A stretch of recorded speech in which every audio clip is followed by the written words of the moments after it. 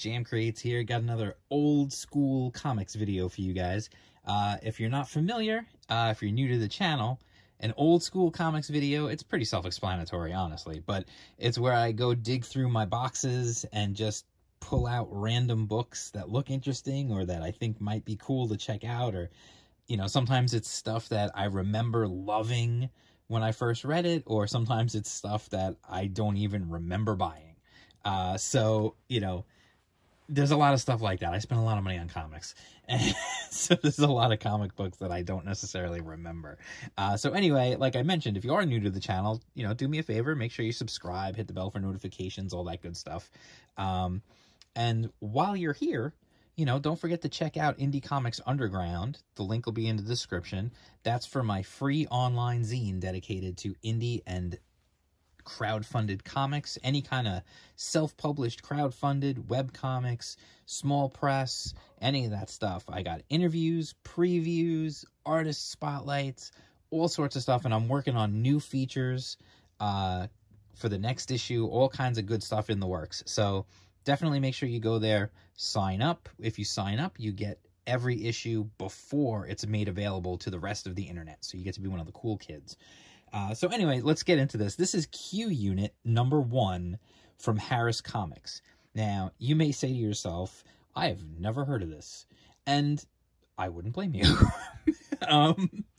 Honestly, this is one of those books that as I was digging through my stuff, I was like, I don't even remember this book at all. So it was fun to just like pick it up. And I mean, it's clearly, just from looking at the cover, it is pure 90s. So this book is from 1993, from Harris Comics, which you may have heard of Harris Comics because they were one of the first publishers of Cyberfrog back in the 90s. So first things first, just to add to the pure 90s-ness of it all, it came with a layered reality cyber card. Let me put it over here so you can actually see it. So what this was, there was 3 of these cards. The first one came in an issue of Wizard, which makes me think I probably have it somewhere. The second one, this one, came with issue 1. It came bagged in there with that.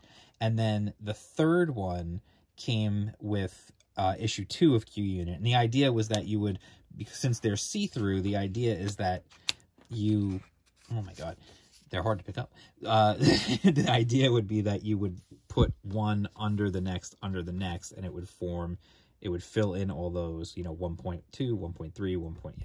And it would fill in and make a complete picture.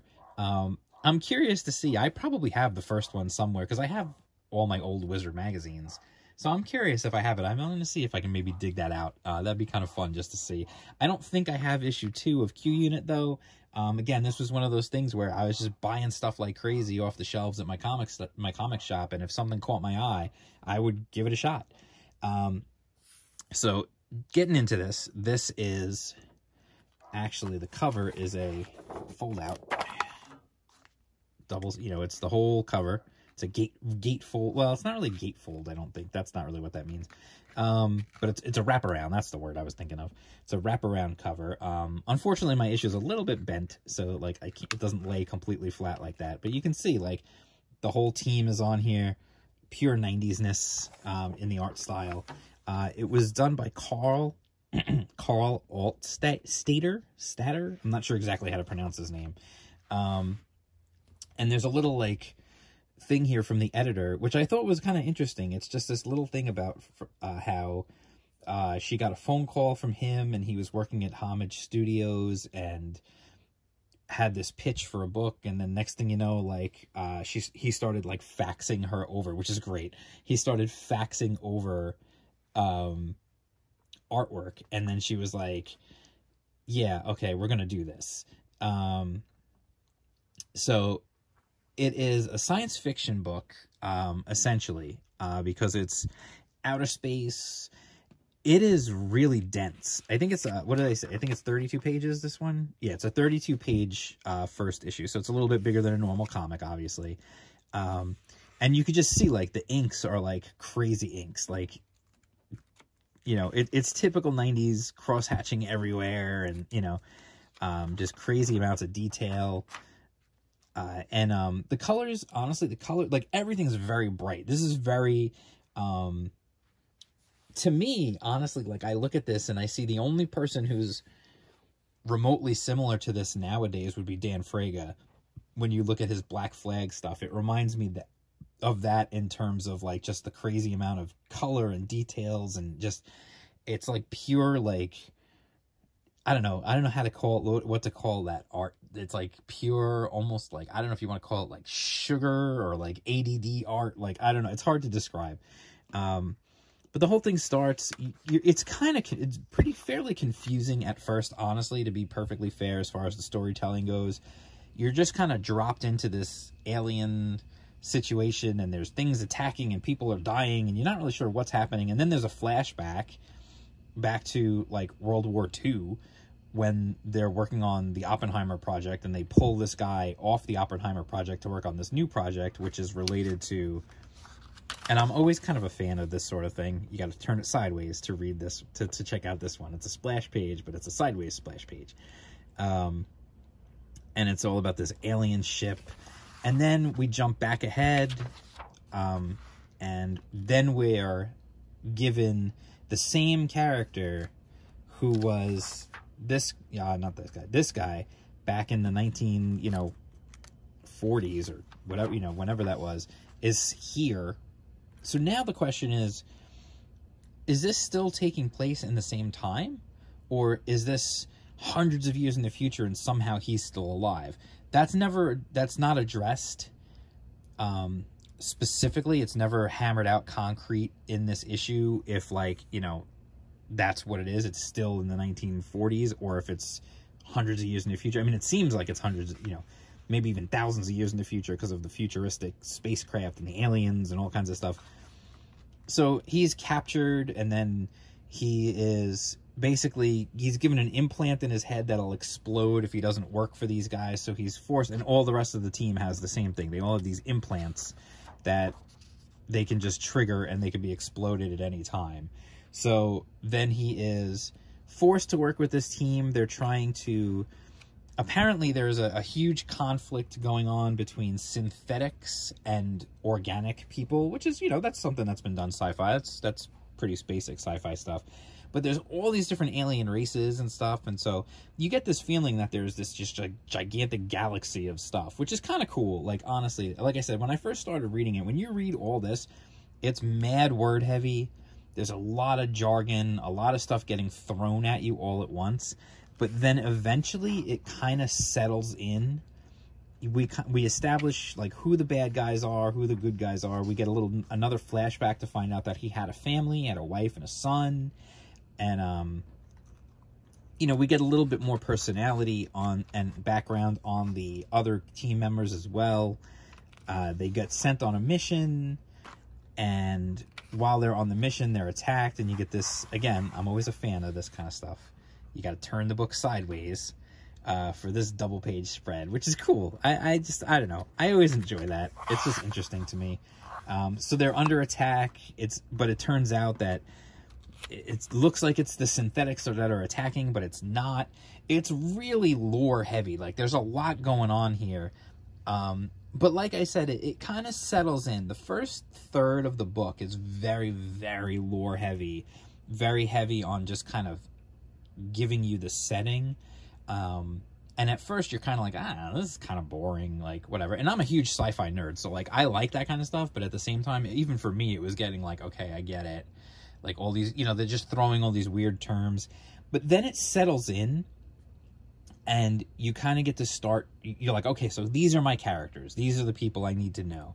And then you start to get to know their personalities and stuff. And the one guy's a jerk, and he keeps wanting to fight with the only human on the team, which is our guy here. But apparently he's got this reputation of being like a fierce warrior, but he was hiding. And then we get this fun thing. In the team, there's this little girl, but she's merged. They say she's merged with her brother. And you got this guy here. He's like a complete a-hole. He's the typical, I guess he's like supposed to be the typical, like, I mean, first of all, everybody's a badass just about, like, that's just 90s for you. But he's like the really extra, like, he's a jerk. He always wants to fight. He wants to kill. He's bloodthirsty. He's this, he's that. So anyway, he tosses the little girl. First he pulls her aside and he's like, wait, what am I doing? And then he throws her back at the robots, at the synthetics, and she transforms into this and just starts tearing shit up. And oh, sorry, I don't usually use foul language, which was just a fun little neat little trick to see that. Like, that I kind of enjoyed that. And then it turns out that the guys who were attacking, it was actually a setup. They weren't actually synthetics. They were sent from the same planet that they were being sent on the mission from, and it was a double cross, but not really, because it came from... So there's a lot going on. But honestly, by the time it was all said and done, like, when you see the double cross and you see that there's some sort of conspiracies going on and things going on behind the scenes and all this other stuff, you start to... And there's this history between our main character and the other guys, like, you start to really, like, go, oh, there's a lot going on here. This is deep. This is going to be a deep, deep story. Even though it's got all the typical trappings, there's going to be, like, a lot going on in this plot. So it's funny because would I recommend it? I mean, yeah, I think I would, as long as you know what you're getting into. I mean, sometimes the coloring and the art can be so, like, crazy. Like, just look at these 2 pages, for example. Like, that is just pure insanity. Now, this is actually pretty easy to still tell what's going on. There's a few panels and a few pages where, honestly, like, stuff just kind of blends into each other. And I don't know if it's the coloring or what it is, but it definitely sometimes really kind of starts to blend together. For some reason, he signed this page, which is kind of weird. I don't know. It's kind of odd, but whatever. But honestly, it was kind of fun. I kind of enjoyed the silliness of it, combined with it's like silliness combined with actually, like, the bones of what could be a really interesting plot, happening in the story. So, I mean, I don't know how easy something like this would be to find, because this was Harris Comics was small press back in the 90s, and tracking this down now might be even more difficult, honestly. Although I know I just happened to... I was doing a search online just to find a good image of the cover to use for the thumbnail for the video, and because I didn't want to just take a picture of my cover, because it's a little bent and stuff.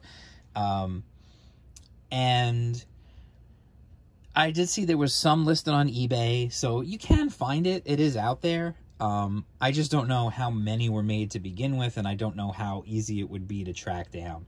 But anyway, like I said, it's pure in its 90s-ness. So if you really are like a super 90s head and you like that stuff, it's definitely worth checking out. And I also think, honestly, like, if you're into, like, hardcore sci-fi, there's a hardcore sci-fi story hidden behind the 90s bombast, which is kind of interesting, because generally speaking, I mean, we all know the rap that 90s comics got, especially a lot of the Image books and a lot of the other indie books of the time, books that looked like this, let's say, where you would look at it and go, oh yeah, the art's the selling point, the story is going to be garbage, but it's really not.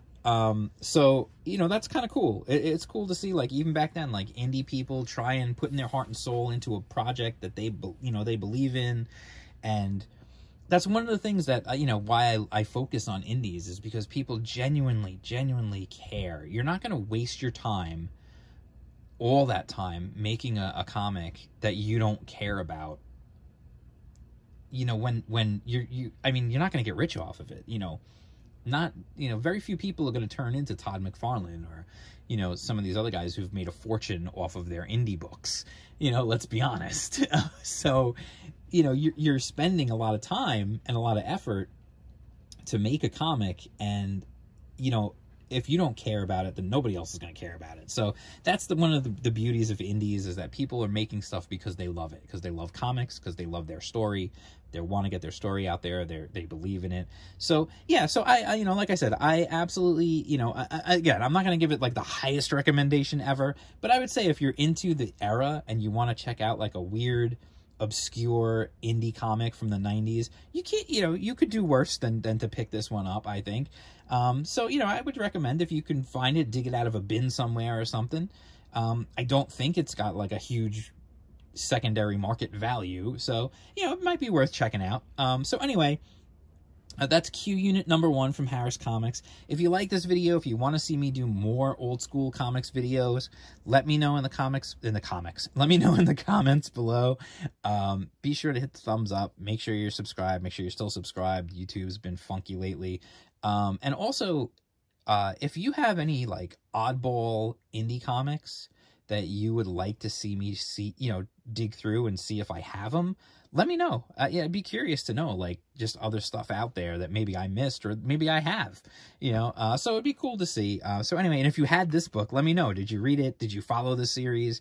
What did you think of it? Are you like a crazy, is there like this crazy, like, you know, subculture of Q Unit super fans out there that I don't know about?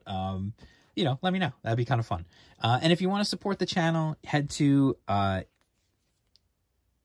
IndieComicsUnderground.com and sign up for the zine. And you can also go, there's a shop there. I'm going to put the link directly to the shop down below, and you can get Smiley Bones stickers, Smiley Bones t-shirts. He's our channel mascot. And you can also get Indie Comics Underground t-shirts, Indie Comics Underground stickers, and you can even get a mug that has Smiley Bones on one side and the Indie Comics Underground logo on the other side.